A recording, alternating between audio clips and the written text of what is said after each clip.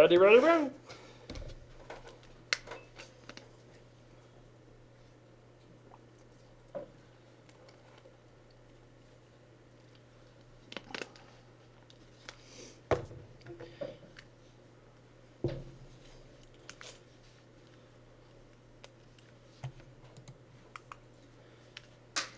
All right.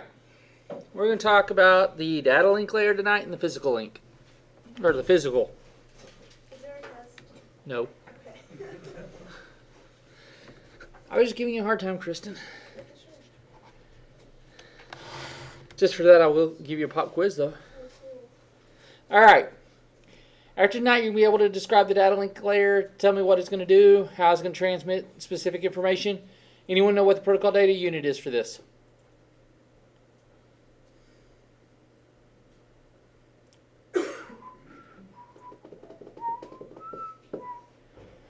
Frames.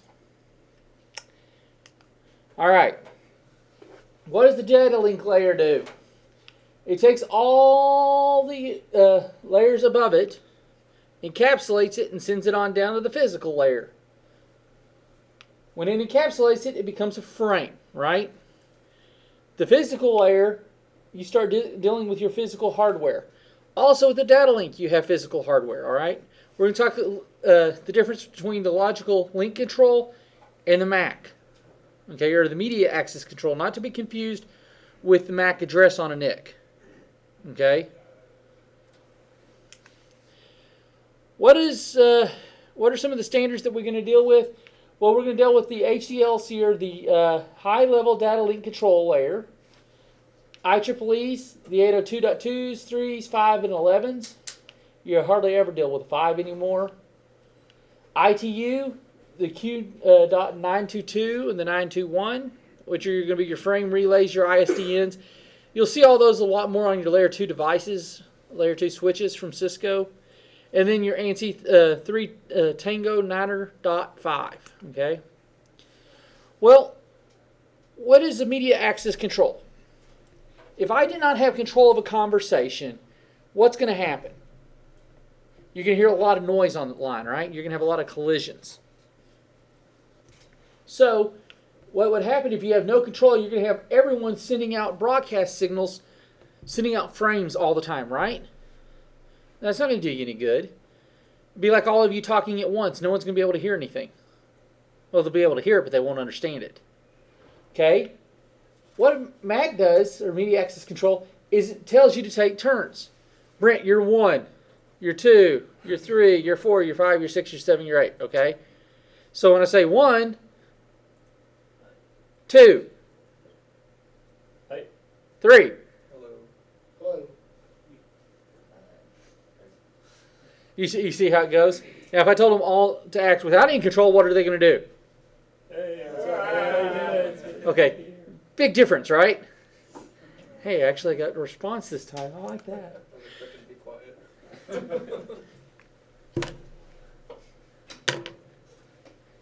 You're saved by a monitor. Yes. Yes. But that doesn't mean I can't throw on an eraser. I'm going to get in trouble this semester. I can already tell it. All right. Now, you have two different types of access with Mac. You have controlled access and connection or contention-based access. All right, controlled access. That's going to be your token rings, your FIDI rings. I'm passing around a token, and once you get the token, you can talk. You remember the old smoke pipes in Hollywood movies, the smoke pipes, you pass the smoke pipe, you take a sniff, and then you can start talking, right? As long as you have the pipe in your hand, you give it to someone else, you have to stop talking. Or, you know, you pass around something like in Survivor, they have to pass around something, or I forget what all it was. But anyway, that's all it is. That's what controlled access means. You have a logic flow, you have an order to it. Now you have contention-based. Now what this means is it's looking for something in order to distinguish whether you can send traffic or not. How many of you remember the carrier sense multiple access, CSMA? Y'all remember those terms? You have two types. You have CD and CA, collision detection and collision avoidance. All right. Now, Cole would be the perfect example of collision avoidance. He does not want to get slid out at second base when he's trying to turn a double play or pick someone off for stealing, right? He doesn't want them to come take his legs out from underneath him. So what does he do? He tries to avoid getting taken out while at the same time talking. Well, making the play on the player, right? Everyone with me? That's collision avoidance. If you can see it happening, you just avoid it. You stop sending signals. All right? Collision avoidance is only on wireless, where collision detection is on Ethernet. Why can't you see? Why can't you avoid something on Ethernet? Because you're already traveling down the path, right? If there's a collision in front of you, you can't stop. You're going to pile up. All right? You have that traffic radio antenna that says, hey, you're 5 miles from this accident, exit now. You're going to exit now. That's collision avoidance. But if you're in pitch black or dark smoke and you don't get that signal that comes say, hey, there's a collision, what's going to happen? You're going to come into the tail end of that, right? So that's how Ethernet works. It's basically just a pipe and you just keep feeding stuff down it. Where you have collision detection, it says, we've detected this down here, so you're going to want to stop. Wait till it gets cleared up and then proceed. So don't send anything until it's cleaned up. Yes, Brent. You just raised your hand. You're like this. Or are you just holding your hand? Okay. All right. Here's what the difference between full duplex and half duplex, okay? Transmitting. We can send and receive at the same time, right? You know you have two pairs that you use. You have a transmit line and a receive line in Ethernet. Pretty simple, right? Your greens and your oranges. Y'all know what I'm talking about, right? Your greens and your oranges, not the blues and the browns. You kick the BBs out. Cameron, you actually like that? I told you I'm a silly professor, aren't I? But it makes it fun so you can actually understand it a little bit better. Do what, Kristen? A nutty professor? That's me. I'm the nutty professor, except I don't get out like yay big. I'm not Mr. Clump. All right. Half duplex. What does that mean? Cody, what's half duplex?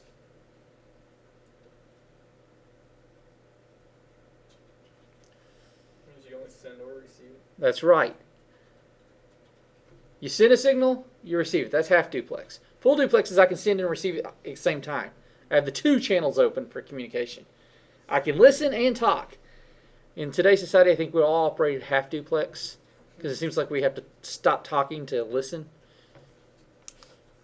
All right. We're going to talk about the purpose of logical topology and identify several logical topologies. Point to point. Simple. Me to Todd. That's point to point. There's no B. There's no D. It's just, well, there is A and a B. There is no C anywhere in that network. It's just point to point. That's why when you have a point to point, you're going to have a WAN connection usually. And they'll be on the same subnet with a slider of 30, which means you have two available hosts, which would be that host and that host, or those ports. Does that make sense? Multi-access means multiple people can access that bus network, right? Then you have a ring, which basically is just a circle with a bunch of computers attached to it.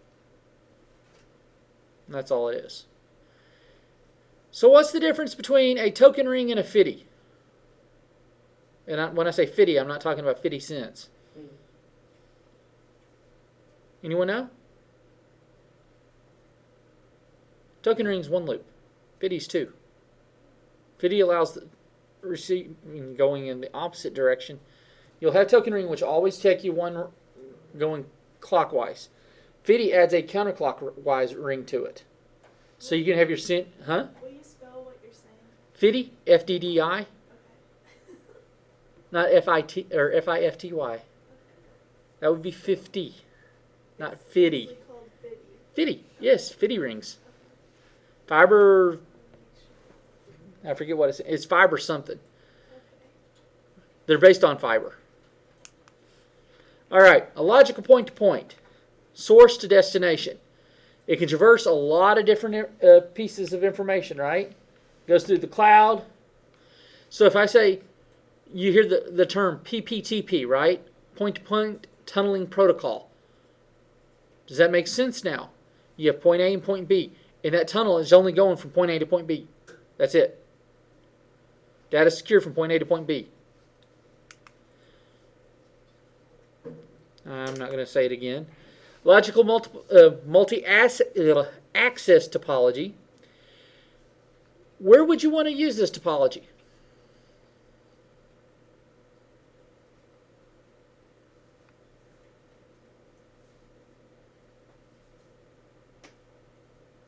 Jackson. Where's a good place to use this type of topology? Used to use it in academia all the time. It's called a bus.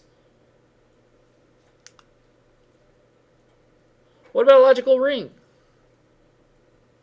Cameron, where do you see this? I see a ring in a WAN setting. In a very good. From this building to the next building to the next building to the next building. Around this quad. All these buildings are connected on a ring. Okay, it actually has a FIDI ring because it's one coming this way, one going that way. They're all connected back over to the second floor of the business building. Yes? FIDI is Fiber Distributed Data Interface. Yeah. I forgot what FIDI stood for, but I remember it was fiber something. It's real. It's real. Everyone ready for your pop quiz? What does FIDI stand for? Distributed Data Interface. All right. Media access control. The data here is everything that would be in the packet that we just talked about last Wednesday, the IP packet, okay? Frame check sequence, and then we have a bit that says stop frame. So you know where to start, where to stop. Where do you start? Well, you start at the header. What does it say? Start frame, right? The address of where it's headed, and the type of frame it's going to be, and the length of the frame. That's all that encapsulates the packet. Make sense? In this instance, would an address be necessary for this for right there? Do you think that you need an address for each one of these computers? Yes. It needs to identify where it's going. What about on this one, a point-to-point frame? No. I pick up the phone, call Kristen. She picks up the other end. I have a point-to-point conversation. Do I need to tell her, hey, I want to talk to Kristen? Kind of stupid, isn't it? Because I'm already talking to her. That's a point-to-point interface. So that's the difference. If you have multiple stops or multiple places it can go in that network, you have to have the source, or the destination. If it's a point-to-point, you do not, because obviously that point-to-point is going to answer it. I know everyone's tired. All right. The trailer, where we had the FCS and the stop frame. That's the trailer of it. Here's the header, right? And everything in the center is the data. That's the entire packet. Y'all with me? Doesn't even make you get up and start running around the room and do exercises?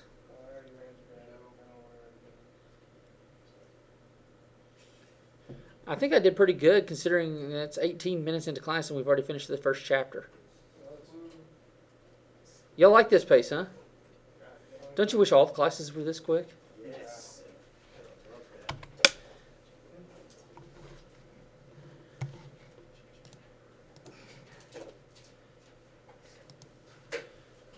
Now, we get to talk about the physical layer.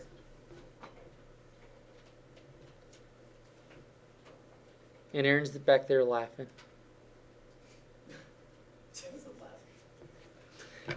You are now. Okay. We're going to talk about the physical layer protocols and services that you're going to need. What type of signals represent bits as a frame, and as a frame is transported across those local mediums. We're going to describe the purpose of the physical layer signaling and encoding and how they're used. And I'm going to very basically and briefly talk about copper, fiber, and wireless. Physical, the lowest level of the OSI model, right? What is the basic forms or elements that we use on the physical layer? Wiring. Physical, right? So here is basically a representation of what we're going to do. We'll have our source node. We come application, presentation, session, all get put in together in a protocol unit we call data. Okay? It gets put in down here and encapsulated in the transport layer. It becomes a segment. All we did was we took the data and we segmented it to make it into frame size. So we put it into the 1500 bits. Okay? Once that gets done, it gets down to the network. The network adds a header on it and says, okay, I'm here. Here's where it needs to go. And here's all my data. We got it in the data link where we put in the frame header. We put in the network header, which here's all that encapsulated data that we had up here. Then we put a trailer on it. Why do we put a trailer on the data link? So that you know that that packet is done, or that frame is done. Then, once the data link gets done with it, it puts it down to the physical. And that's where we get our bits. That's what you see traverse the network. Does it make sense now? A little more, yes. What's typically layer 1? Like, Physical. What order does it go in? What order? What do you mean? Like, just usually textbooks and stuff will just refer to it as layer 1 or layer 2. Right. I don't know which one starts. Depends on what you're doing. Depends. Okay, if you're breaking it back down, layer 1 is always physical layer. Layer 2 is data link, networks, transport. I was about to say sausage pizza. Session, presentation, and application. You can tell I'm hungry, all right? Okay. This will always be layer 1, layer 2, layer 3. Layer 3, you got your networking device such as a router. Your data link, I'm linking my data to the next router. That's going to be switching. That makes sense? And then everything up there above there is just segmenting the data that you have from your applications on your system. That's it in its entirety. What you see is what you get. WYSIWYG. That's depressing now. Okay. Here's what you're going to see. Here's electrical signal that you might see on a copper line. I call that my skyscraper. Why? You can see the output, right? Now, if I was doing over fiber, you see where this one right here is real dark? Then you get the yellows. That means that's a 1 0 1 0 1 1 0 0 1 0 0 0. You know, when you get that real dark red, that means it's a 1. Actually, it's saying a 0, then a 1, then a 0, then a 1, 1, 0, 1. I must be at a bad angle because I can't see that other 1. But anyway, oh, it's showing down here. Digital signal. If it's up, it's a 1. If it's down, it's not. That's really all it means. Your AM signals, your FM amplitudes. And we're not talking about AM and PM, the morning and the evening. We're not talking about that. Okay. Here you go. Remember, we talked about logical link. If it's logical, it's software-based. Media access control is the hardware-based component of the data link layer. That's why you have 2 subcategories on a data link layer, which I didn't really get into last chapter. Okay? You have MAC and DLL. And the DLLs are not referred to the DLL libraries or dynamic link libraries that would be in Windows. MAC address is not a MAC address. Okay. Physical. So your Mac, you have your data link, and your physical are hardware-based devices. Now, I don't like this drawing because you can also have a layer 3 router, which is a hardware base. But as it's flowing through the router, you're traversing in the physical, but your network, you can go up and read up to bits. I mean, packets. All right. Layer 2, you have this whole frame. Physical layer breaks it out and gives you your signaling. If you have varying amplitude, varying frequency, means how often, like this is smaller than this one. Makes sense? Varying phase, depending on how high it goes. In phase, out of phase. And then I have a clock rate. So when we're talking on the DCE end, how many of y'all have started working on 6? 5 and 6 on the packet tracer. And it asks you to put in a clock rate. Clock, space, rate, space. 64,000 is the only one you'll ever put in there. Okay. Always just remember clock rate is 64,000. What that does is that says, I'm setting this right here. From here to here, that's 1 bit. So anything in that time slot, everything's down, right? Then my next one, I'm up. The clock rate just says click, click, click, click. I mean, it's consistent, right?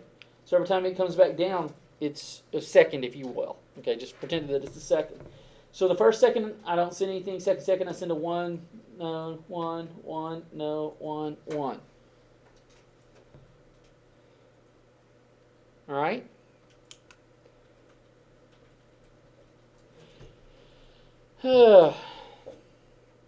Good put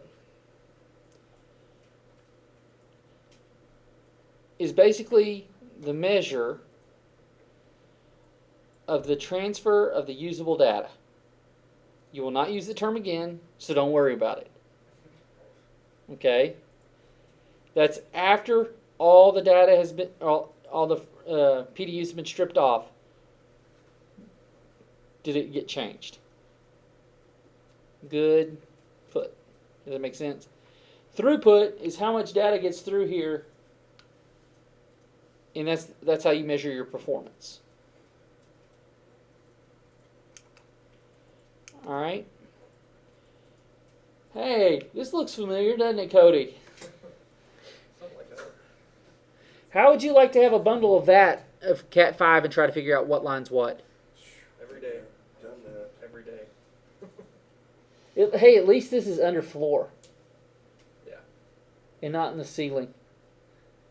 That's the way it works, so it's nice. Fluorescent lighting. You can have electrical motors running in here, all sorts of different stuff. What will interfere with this more than anything else? Power. If you ever have to cross a power obstacle, whether it be a light or whatever, you want to do it perpendicular rather than run it parallel. So you want at least 2 tiles over if you can from any power source. That breaks away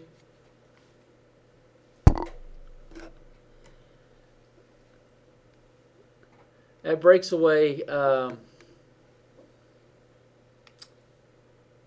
EMI interference. All right. If I cut across it, I'm limiting how much electricity can come into my band. But if I do it like this, now I've added another foot, right, to how much electricity can come in rather than the inch or less than an inch, quarter inch, whatever, when I traverse it. Does that make sense? We talked about twisted pair. The more twists per foot, the less EMI interference you can have, supposedly.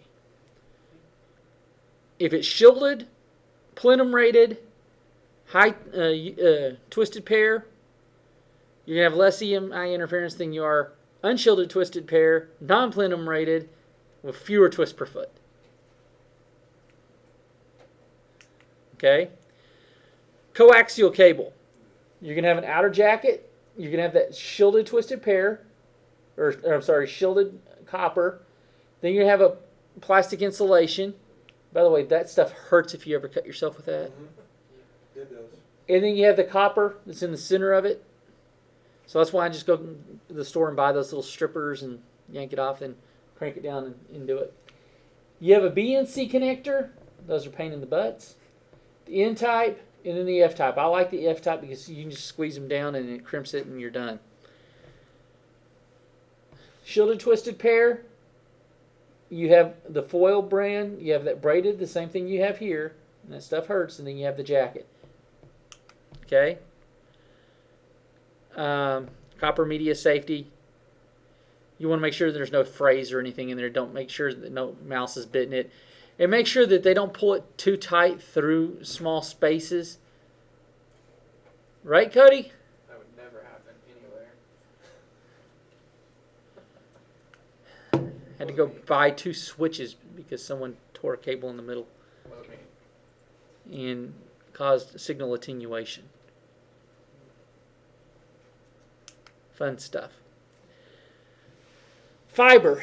You have 2 different styles. You have multi-mode and single mode.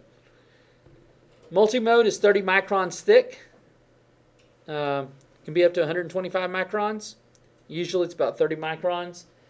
Single mode is 6.25 microns. Your hair is about 2.25 or about 250 microns. So imagine the 6.25 microns. Okay. I don't know why they say 8. It's actually 6.25. You see how it reflects inside there. The smaller it is, the more direct your signal, less attenuation. I can go 33 miles on a single mode, where I can go 3 miles on a multi-mode.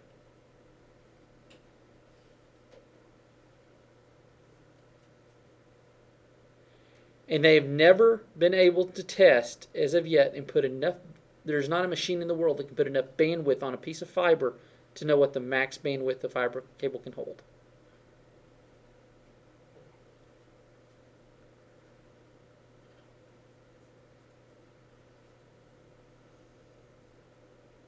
We'll see if it changes.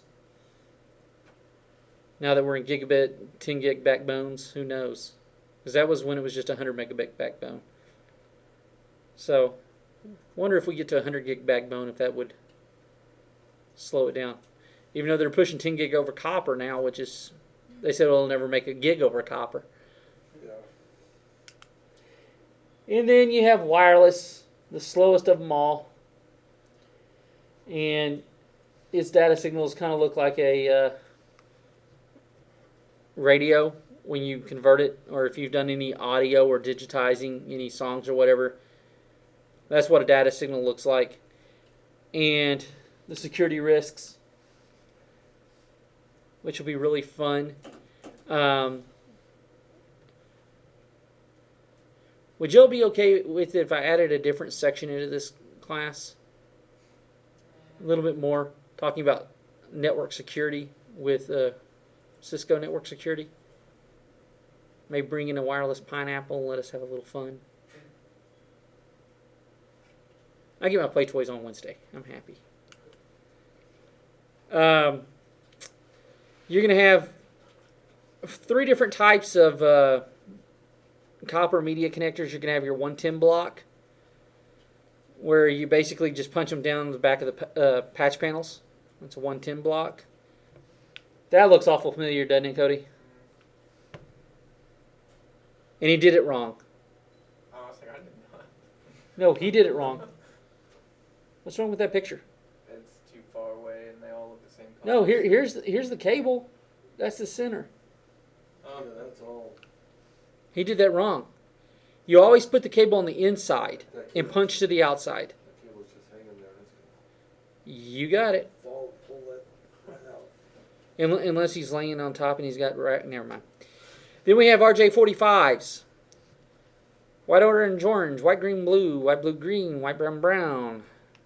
That's 568Bs, right? Right? Did you start with orange? And then you have our little fun UTP keystones, right? Those ones. Any questions? 6:15. Yeah, I know. It's 30 minutes and I've already covered 2 chapters. I'm flying by tonight, aren't I? I only have 3 more chapters to cover before, maybe it's 3. Let's see, what chapter was that?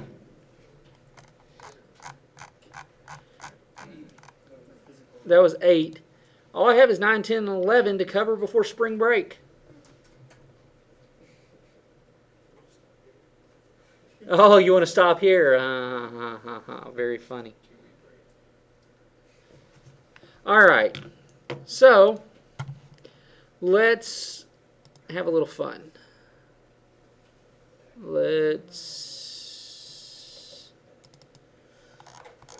open up Packet Tracer 5. Do what?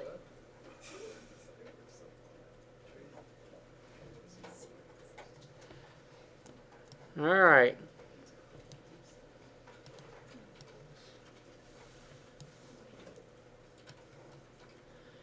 At least I'm nice enough to have given you all your connectivity, right? Didn't we talk about this one the last time? Looks very familiar.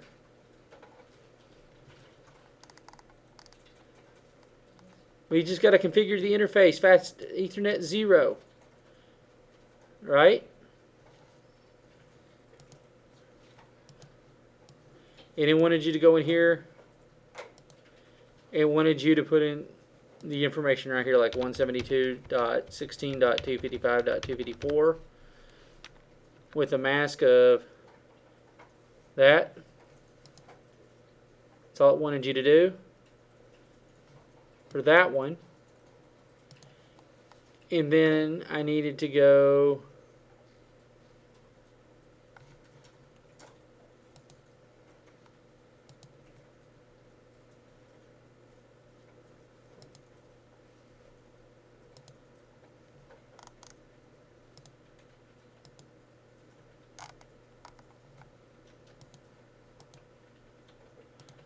oh, let me go back in here. Fast Ethernet 0.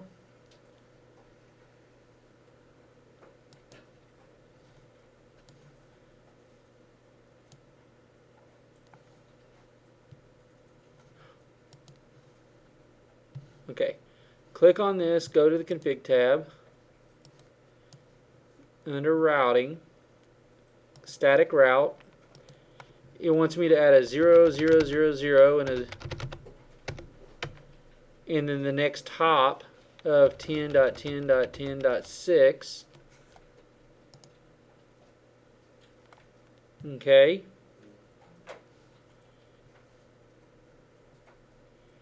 Now go under global settings, click on the save for NVRAM.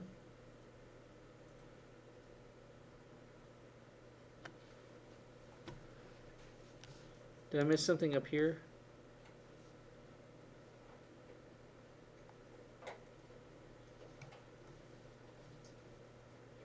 That's what it center.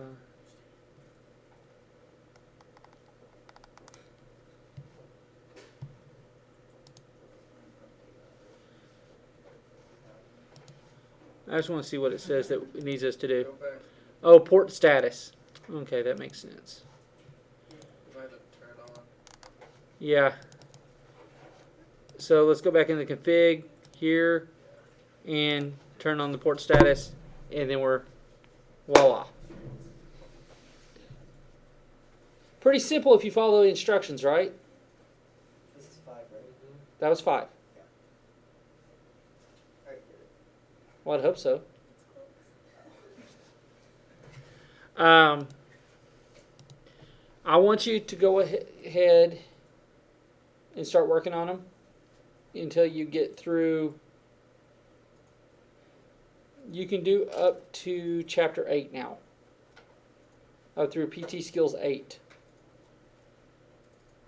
All right. Now I don't know when the box is going to be open for you to submit them. Is it already open? We go all the way down to 11. Oh, 11's already open? Okay. So y'all can go ahead and start working on those on outside of class. But did y'all see what we did there? Did I go too fast for y'all? All I did was read the paragraph and do what it told me to do. Now, when we start getting into the second half, did I upload the 2Gs for you? Or LSGO2s? I think so. This is where we're going to start having fun. I'm just going to show you now, just so you can kind of get an idea. This is where you're going to start getting into your command structures. All right. This looks very interesting, doesn't it? There's no connectivity, right?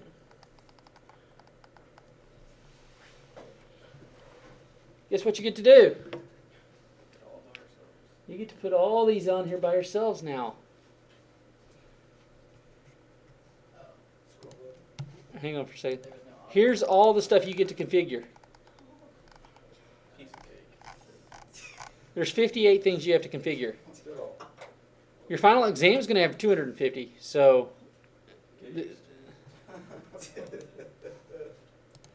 all right. And the final exam isn't going to have any of the names on it or tell you what ports are what or anything of that nature. You're not going to have anything out here. You're just going to have to put it up yourself. Do you make these? Do I make them? Yeah, These right here, no, Cisco made these, and I just uploaded them for you. But your final exam, yes, I'm making. will it have a check button to know if it's No. You're not going to be able to check your results. Submit Will for it the have best. No. It'll have completion in there, but it won't tell you what you've made.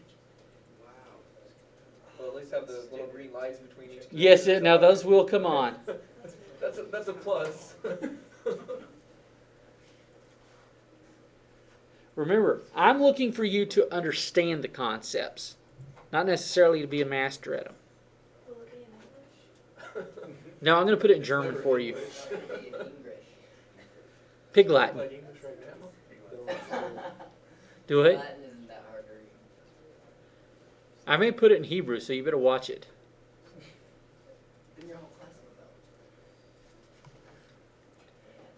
will know. We'll learn who it is. Yeah, better start learning Hebrew, right? Anyway, that's what you can expect after spring break. That's your first packet tracer after spring break. Now you think that's bad? Here's your last one before the final.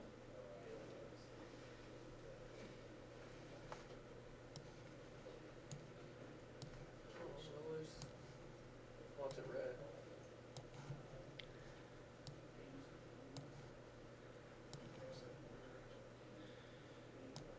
Member posts. Subnetting. How do you like having 6,000 hosts on your FA01? And you get to make all these work. Okay? Your final exam will have 8 routers, 8 switches, 32 LAN segments. No, he does not. I want you to succeed. You want to know how to pass a CCNA? If you can pass my packet tracer final exam, you can pass a CCNA exam.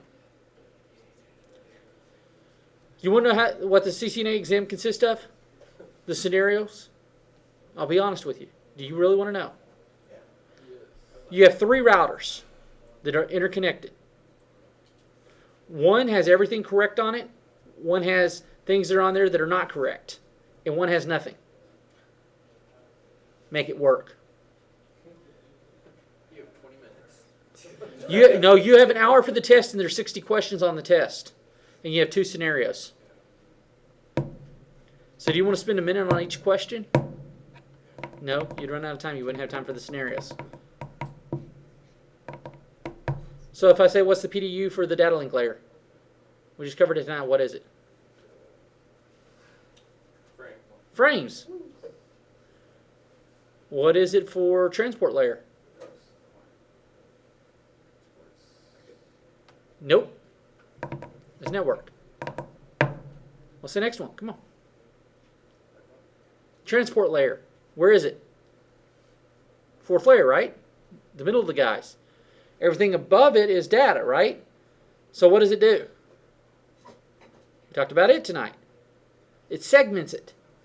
So the protocol data unit is a segment. So remember, bits, frames, packets, segments. The rest is data.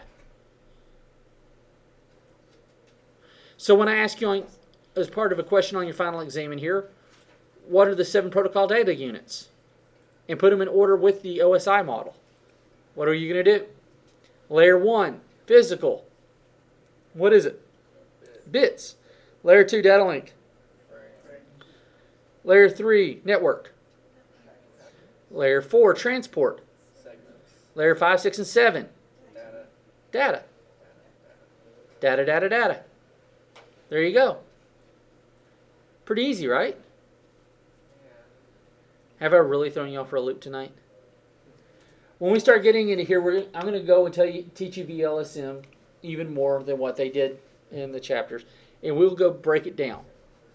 Okay, this is where reason I'm flying through the network basics. Everyone's already had that, so we may start this before spring break to kind of give you a chance to go over it. But I'd really rather start right after spring break, so you have 8 weeks of hard pressed stuff. Just kidding. 8 weeks for you to be able to have a clean focus when you come back. All right. Make sense? You okay? And, oh, too bad. I have a copy of your final exam at home already. I was going to show it to you. I may just put it out there as a PDF and let you play around with it so you can start working on it. Because what I'm going to do for your final exam is I'm going to put it out there a week before the final exam day. You have all week to do it. I'm giving you a week long. The book isn't going to help you. Because you ain't got one, I was right? going to say, most of them probably know it. No, I'm serious. I want you to be able to focus on. You should. When we get through that 11th chapter on the routing side, you're not going to have a problem. Guess what? Y'all have it easy. Because in the fall, we're changing it again. To where you're starting in after spring break, and I'm also doing the switching, combining basically intro and advanced together in one class. Awesome. Is what we're looking to do.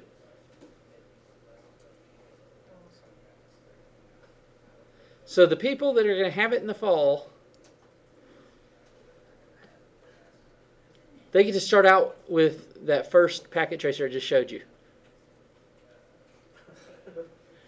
See how easy you have it now? Think what they're going to have to deal with me. And I'm not saying that to be selfish or mean or anything. I just think it's going to be funny. Because I'm going to see all your comments the semester after y'all finish, and I'll be like, oh, they said I needed to do this, this, and this. Please, if you have constructive criticism, don't wait with me. Don't wait till the end of the semester to ask questions. Don't wait till the end of the semester to tell me how bad of a professor I am. Tell me now so I can change it for the better for you. Because I'm here to make you to help you learn, not to make you learn. I can lead you to water, but I can't make you drink, kind of thing, right? I'm going to give you the information that you need to succeed. But I want you to be able to be ready to succeed. And on April 30th, we're going to have 2 special guest speakers. right? Awesome. And they're going to get to explain to you how their 8 routers and 8 switches and 32 LANs, hint, hint, hint,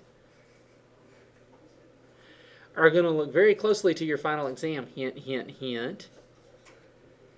And they're going to tell you how you're going to traverse EIGRP, OSPF, RIP1 and RIP version 2 together on a meshed network and make them work.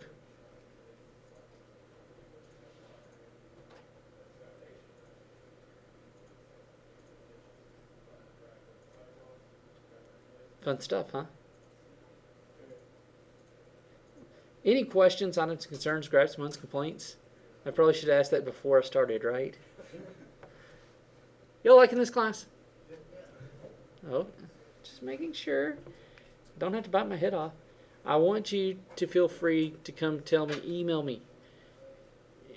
Is my lecture style not fitting to you? You know, what can I do to make it better for you? That's really what I want to know. I know packet tracers are a lot better than having to roll the switches and routers in here that we don't have, and the ones across the hall don't work. But let's see.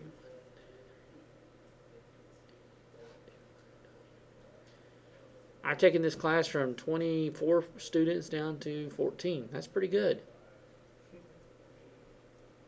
Guess people decided, oh, we don't want this class anymore. But I really want you to start working on these packet tracers.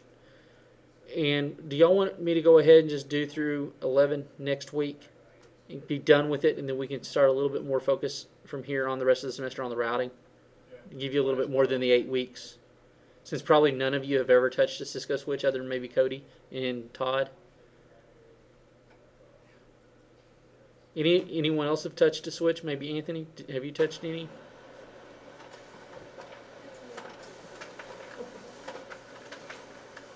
I was wondering who's printing off things over there. All right. Well, we will call that then an evening.